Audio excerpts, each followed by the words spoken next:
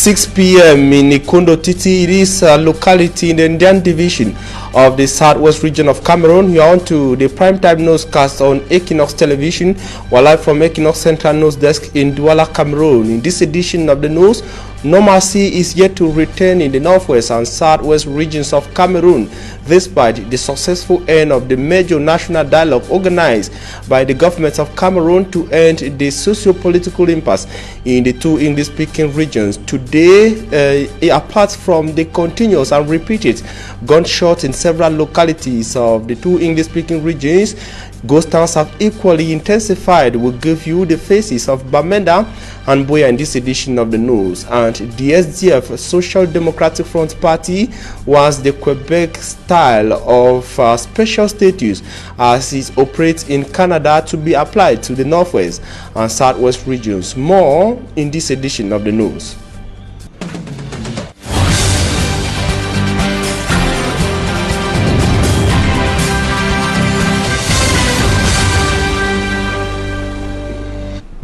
Thanks for joining us, ladies and gentlemen. You're on to the primetime newscast on Equinox television. We begin with one of our lead stories. The Social Democratic Front, SDF party, was the Quebec model of special status to be implemented in the northwest and southwest regions of Cameroon, even at the end of the major national dialogue organized by the government of Cameroon to end the crisis in the two English-speaking regions of Cameroon. In a document signed by Nigel Frundi, national chairman of the Social Democratic Front SDF party, the SDF explains how it wishes that this model be implemented in the northwest and southwest regions. Babila Jonathan tells us more. Quebec, a nation in a united Canada. The French-speaking province was recognized as a separate state by the House of Commons of Canada in 2006. Among the 13 provinces of Canada, Quebec is the only one with a special status vested with attributes of statehood, including a House of Assembly, a Premier, a government, and a distinct administrative system. According to the Social Democratic Front SDF political party, Quebec is one of the many autonomous territories in the world with a model that appeals more to Cameroon by virtue of a similar bicultural heritage. This is what the main opposition party in Cameroon, the Social Democratic Front, wants for the northwest and southwest regions within the framework of the special status contained in resolutions of the major national dialogue. A press statement signed by the SDF national chairman John Frundi says the House of Chiefs should be reinstated and elected governance restored in the political administrative machinery in Anglophone Cameroon.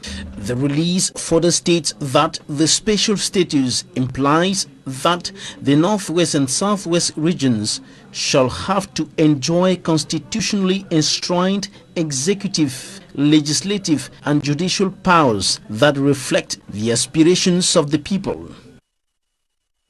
And the littoral regional president of the Social Democratic Front, Honorable Jean-Michel Ninchu, qualifies the just ended major national dialogue in Yaoundé as a noisy-making event. He equally says the event came out with nothing to squarely address the concerns of the people of the northwest and southwest regions of Cameroon. Innocent Azet tells us more. Before this major national dialogue to find solutions to end the Anglophone crisis has come and gone, while the government hopes normalcy will return in the northwest and southwest regions, decided to be given a special status. The Social Democratic dialogue, satisfaction from start and end of the dialogue to national dialogue. Tension persisted in the northwest and southwest regions. Anglophones sont encore des détenus anglophones qui ont été libérés parce que for praises ramener la paix dans le nord-ouest et le sud-ouest. The Social Democratic Front in the Littoral region under Jean-Michel Ninchu believes the Yaoundé regime has no genuine political will to see peace return. N'a pas pris la juste mesure de la crise. That If the government had good faith in ending the crisis, strong measures would have been taken to end the socio-political crisis, like adoption of federalism over the failed decentralization process. On nous a dit que le mot fédéralisme c'est un terme tabou, on ne doit pas en parler. That when they mentioned of federalism, government officials viewed it as a taboo. Also that the said special status granted the northwest and southwest regions has no content. Un peu en conjecture. However, the impact of the just ended major national dialogue is yet to be felt in the northwest and southwest regions. While many are optimistic normalcy will return, tension continues to gain ground, with commentators questioning what is not right. On Saturday alone, teachers in Bamenda were compelled to celebrate the 2019 Teachers' Day in the regional delegation of secondary education instead of the grandstand ceremonial ground at Commercial Avenue. Till on Saturday, corpses of 3 civilians were found at Intasen neighborhoods in Bamenda. Gunshots early Sunday were heard in several neighborhoods. Just like a drug administered to patients with positive results expected, Cameroonians patiently wait to see the outcome of the major national dialogue on the Anglophone crisis in the northwest and southwest regions. And in these regions, a normalcy is yet to fully return, even after the successful end of the major national dialogue organized in Yaoundé. Apart from continuous gunshots, chronic ghost towns were equally recorded in major towns and cities in the 2 English-speaking regions, notably Boya, Bamenda, Limbe, Kumba, and several others, as reported by EQUINOXE. Chronic ghost town in the northwest and southwest regions of Cameroon. This after the major national dialogue.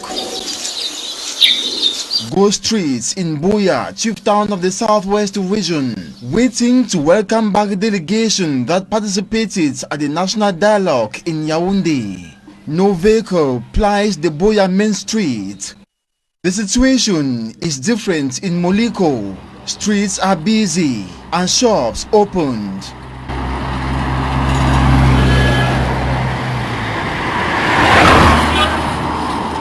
In Kumba, Meme division of the southwest region, the ghost town seniors that of Boya.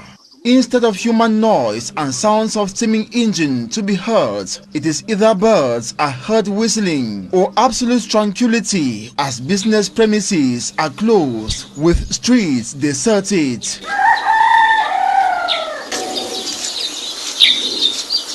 One would think Bamenda, chief town of the northwest region, is friendly, but the reverse is true. This is Ngang Junction. It's totally deserted. No movement, circulation of vehicles, and business activities in town and remote vicinities, though some areas somewhere might experience timid operations. The ghost situation in major towns in the northwest and southwest regions has been like this since the major national dialogue opened in the nation's political capital with aim to find a solution to the Anglophone crisis. Many impatient citizens question why the national dialogue antidote is yet to react positively for peace and normalcy to return. Patient residents believe slowly but surely the disease will be neutralized. As such, they advise for wait and see. Within a disturbing security atmosphere, teachers in the Northwest region are joining their counterparts worldwide to celebrate the International Teachers' Day that was over the weekend. But our reporter in Bamenda, Mbustela, took keen interest on the challenges of teachers in the conflict-hit region. Her report. This is how the teachers' job site looks like in most localities of the crisis-hit Northwest and Southwest regions. The conflict started as a strike action initiated by teachers and lawyers by the end of 2016. At the beginning, many, including some cabinet ministers, mocked at the grievances tabled by the teachers and the legal minds. 3 years down the lane, these strike actions have escalated into armed conflicts, with the teachers greatly affected. During the 2018-2019 school year in the Northwest region alone, just 44 out of 555 secondary schools were operational in just 4 out of the 7 divisions that make up the region. 97 teachers were directly affected by way of murder, abduction, attacks, and destruction of private property.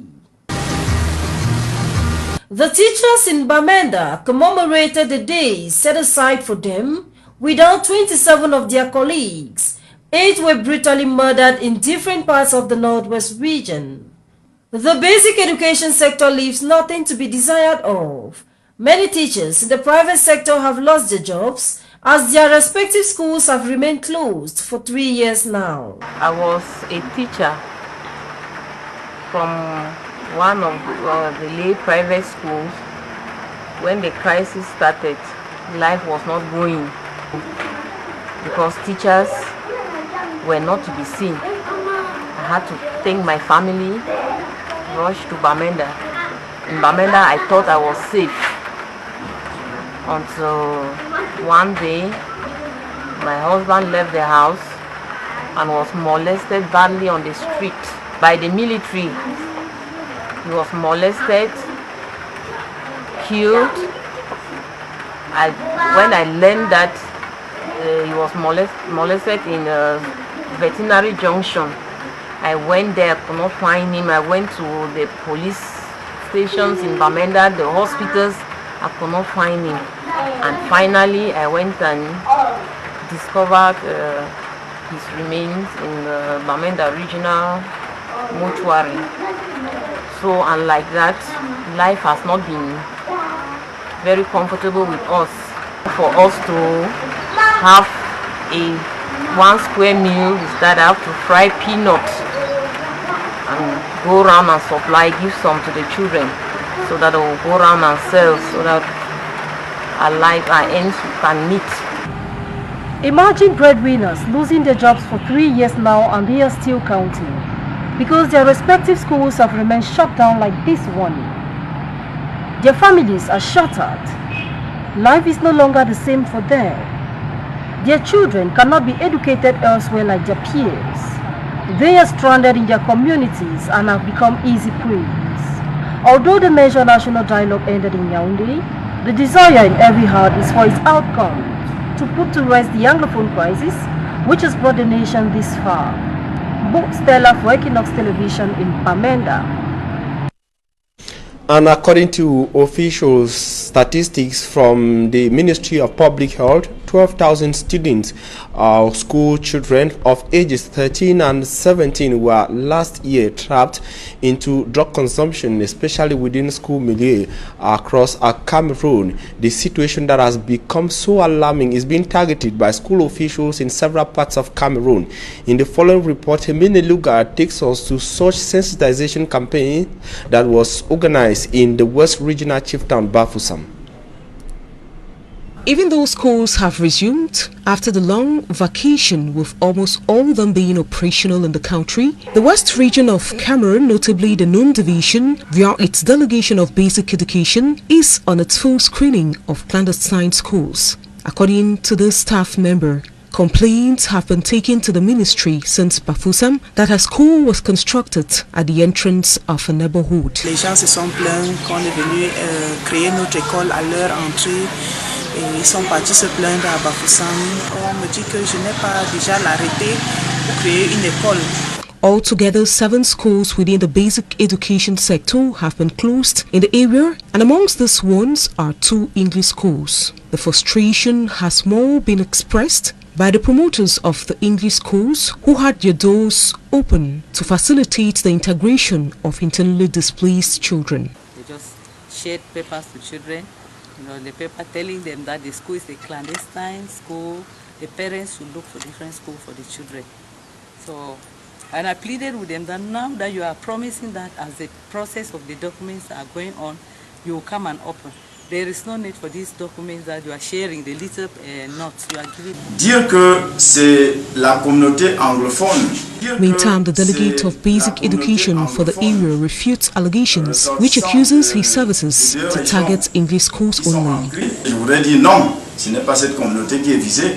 All the same points have been reiterated by the delegation to the public that the closure of these schools is done with no distinctions, as it targets strictly schools which are not in conformity with documents authorizing dual functioning. That was rather a report on some 7 schools closed in the known division of the West region of Cameroon. Authorities of the basic educational sector say these schools did not meet up with the conformity or the requirements for operation as far as a certification of documents are concerned. And we remain in the West region of Cameroon, this time around to the West regional chief town Bafoussam, where Emmanuel Luga takes us to a sensitization campaign against drug consumption within school milieu, as statistics from the Ministry of Public Health indicated that indicates that some 12,000 school-going kids across Cameroon of ages 13 and 17 were last year entrapped into drug consumption. Her report. It is almost a bedrock in secondary schools these recent years. The consumption of drugs, among all forms of cocaine and marijuana, has become problematic to handle by school authorities. According to the Ministry of Public Health, the statistics are frightening. Its recent figure stands for last year at 12,000 school children between the ages of 13 to 17 years wept in the consumption of drugs. Thanga Rudolph is active in this domain, which he takes at heart to sensitize school children who consume drugs. He points out the risk children are exposed to when consuming drugs, for instance, HIV and AIDS, which at times contamination is done via syringe exchange. In a bid to reduce the consumption of drugs in Bafoussam, for instance, in the west region of the country, the school children of the Lycée Classique of Bafoussam were via a workshop drilled on the effects of drugs. Fautier Rigobert is a qualified nurse in the domain. He reiterates the factors proving a child consumes drugs like poor behavior, hot-temperedness, and poor school results. The school children were then invited to quit bad company and keep away from peer pressure. Lottery games, which on several occasions exposed them to the floor. The kids, quite conscious, retained the take-home messages. The kid here mentions the manner in which a kid who consumes drugs could be identified via his rude attitude. She also says they have been cautioned to report any of such students in case they notice such symptoms and behaviors. While targeting schools for a greater portion of work to be done with school children, parents have also been invited to join in the move of eradicating totally the consumption of drugs in and out of the school milieu. And in sports, football, the indomitable Lionesses of Cameroon will tomorrow Tuesday take on their counterparts from the Democratic Republic of Congo in a return leg match of the qualifiers ahead of the Olympic Games 2020 to be played in Tokyo, that is in Japan. The indomitable Lionesses of Cameroon earlier today had a training session and equally a pre-match press conference. Our sportsman Simat Njikangebel tells us more. Cameroon's women's national team is already preparing for the return leg game against the Democratic Republic of Congo. It is at the Ujena Sports Center in Kinshasa that the girls of Coach Alain Jumfa are doing the last-minute preparation before Tuesday's encounter. We have 3 days of preparation for our match coming up on Tuesday, trying to come to terms with what we need to work on from the last match, working on our strengths and correcting our weaknesses in the attack. We're looking to finish and do less work for our defense partners in the back, but looking to hopefully get a win coming up on Tuesday. The indomitable Lionesses, who are already 2 goals up thanks to their victory in the first leg in Yaoundé, will be going into Tuesday's match with just one aim, a victory that will enable them continue their adventure in the Olympic Games that will be hosted by Tokyo in 2020. Yeah, we've been working really hard. A lot of things that we're focusing on defense have to do with being a bit more aggressive and dictating the play, so we're really getting ready for Tuesday, and we think it'll be a really good match. The Lionesses, upon their arrival in the Democratic Republic of Congo, were given a warm reception by their fans. A win for the Lionesses will mean they have a last but one game to play to seal their ticket for Tokyo Olympic Games. The Lionesses will confront the winner of the Nigeria versus Ivory Coast clash in the last but one round of the Olympic Games qualifiers for the CAF zone.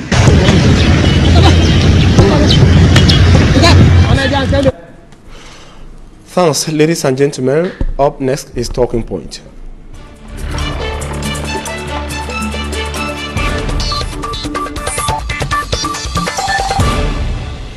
Thanks for joining us on Talking Point. We are receiving Senior Barrister Emmanuel Ashu. He is equally National President of the Reform Party.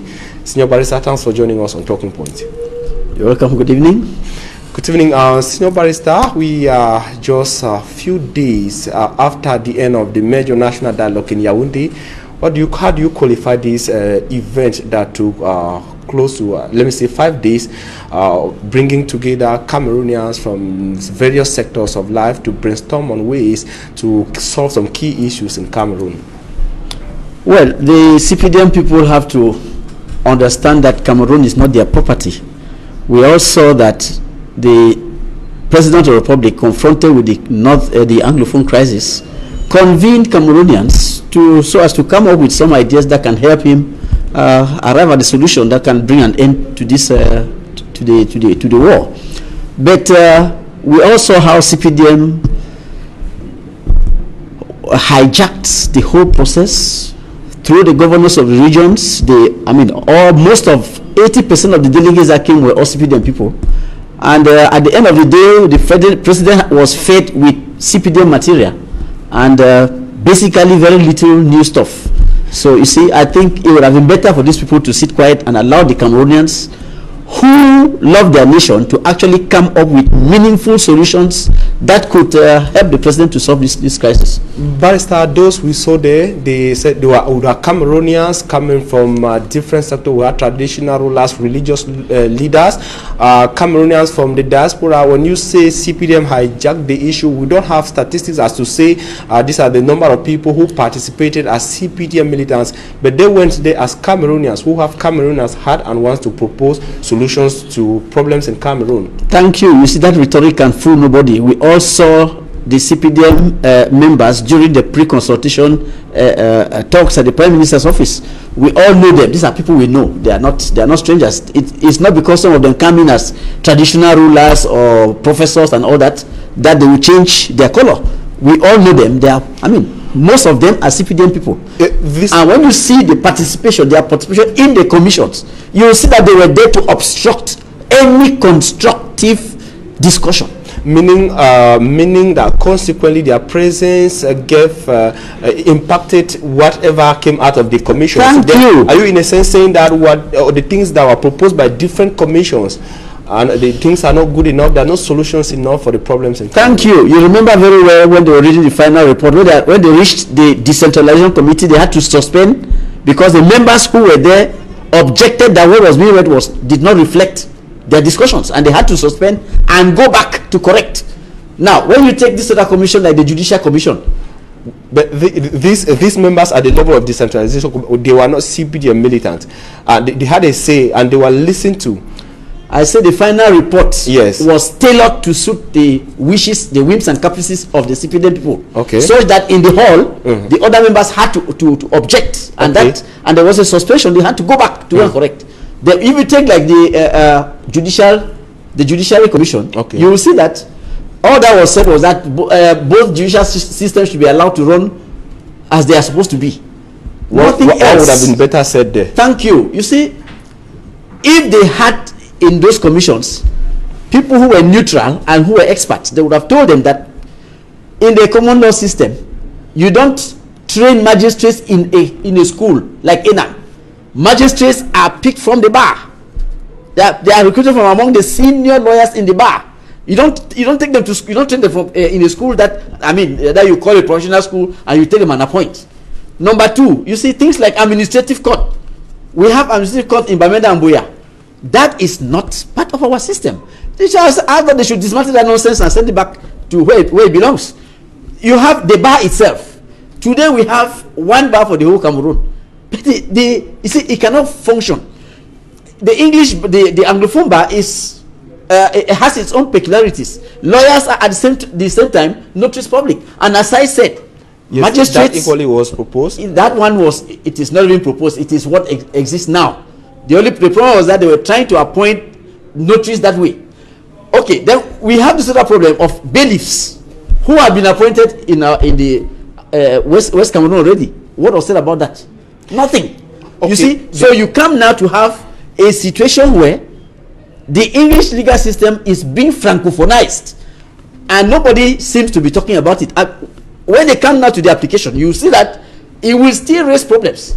It will raise problems because you have these French law ingredients that have been put into the society, and it's difficult to get away with them. Let's come back to one of the resolutions of one of the commissions that Cameroonians became so interested in. That is the commission in charge of decentralization and local governance, according a special status to the two English-speaking regions of Cameroon. What's your reading on that? Well, it is trying to cure symptoms and living the disease. What do you mean by that, Barrister? What is the root cause? Because that commission was the commission that was supposed to look at the root cause of the problem, and the root cause of the problem is nothing other than the non-finalization of the reunification process. The reunification process was not finalized. You see, these CPDM people, they put the president into difficulty. You can already hear people from the extreme north saying, we also want a special status. Because a law is not supposed to be discriminatory. If the president signs a decree now, giving the Anglophone regions special status, what will be the legal basis of that decree? Now, you see, the only thing that would have served as a legal basis is the recognition that there were two states, and these states cannot be joined. You see, what is it that prevents these people from acknowledging a historic fact? The president himself, I want to remind you, the president himself acknowledged that in Buya, when he said, history will have it that Buya was the capital of West Cameroon. History will have it that Buya was the capital of Southern Cameroon. So what is it that the CPDM people are afraid of? But these concerns that believed that when this special status it goes operational, their issues will already be arranged. That is the content. Anglophones will have the possibility to choose whoever they want to choose, to put in whatever they want to be put in, and other will go on. Barrister, I want to say that any other region in Cameroon is asking that they be given a special status. It might just be bad faith because they don't have this speciality of the northwest and the southwest region. Just the language, first of all. My question is, are we by that creation of autonomous regions going to cure the defect that resides in the non-finalization of reunification? Okay, which prevents us today, because today we cannot celebrate reunification. We cannot even celebrate independence because we have two independent dates. Most of them say Cameroon needs to forge ahead. At least we've gone past many years already, and they need to forge ahead, probably in a system what is applied in Canada with the Quebec as a special status operating within Canada and its French cultures being respected. You are talking there about the SDF. Yes, that's what the SDF proposal says. Yes, you see, you are try to make something out of a bad situation. Okay. If you apply the Canadian situation to Cameroon, well, I will ask the question: are we sure the other side will accept? Because today we have a situation where the diaspora, the Anglophone diaspora, is conscious of what went wrong. has stood up and said, we want this state to be restored. Although I answered them by saying that you can only restore something that doesn't exist. The state exists since 1961 and there is no legal instrument that has removed it or that has cancelled it. So you cannot restore. The state is there. What you need to do is come up with a union treaty that will define the modus vivendi. How are we living together? Are we living together as two federated states, or are we respecting the terms of resolution 1608 of the United Nations by coming together as two independent states? Because when you look at Article 5 of that resolution, it says the administering authority, the government of Southern Cameroon, and the government of the Republic of Cameroon, we are talking of two governments here, and an administering authority, which was Great Britain, should come together as a matter of urgency before the 1st of October, and in view of finalizing the arrangements by which the agreed parties, policies of the parties will be implemented. You see, it is so clear. They were talking about two governments. So the question now is, when we do all these arrangements, if you remember the press release of the American ambassador, while the Congress was going on, he said people are mistaken as to his presence. We are here as neutral observers. It is true we have been asked to play a role, but I am reminding you that we can only play that role if both parties ask us so to do. Even while the thing was going on, he was talking of both parties. Are you doubting that Southern Cameroon or West Cameroon had independence? Mr. Herman Cohen, in a tweet, congratulated West Cameroon on the occasion of his celebration of his independence. Southern Cameroon had independence by voting to join La République du Cameroon. No, that was not ISA. That was a plebiscite. The independence came on the 1st of October 1961. And the independence was by joining the Republic of Cameroon. Yes. Yes, those are the terms. The barrister, at this point in time where there is killing, suffering a lot in the northwest and southwest regions, many people say any solution that can find a way out of the crisis can be good. The SDF is proposing the Canadian method. Barrister, can we adopt it and forge ahead?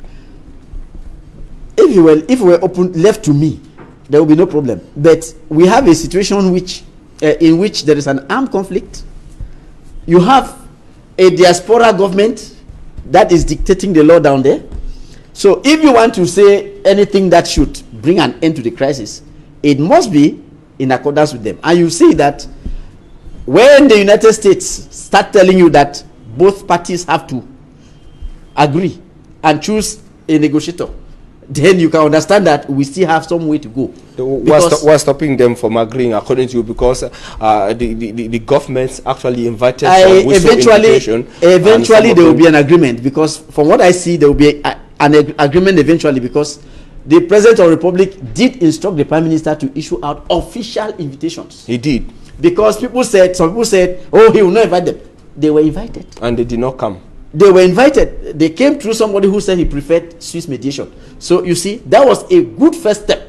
They were represented in the hall by somebody who did not want to declare his identity. I said, no, I prefer Swiss mediation.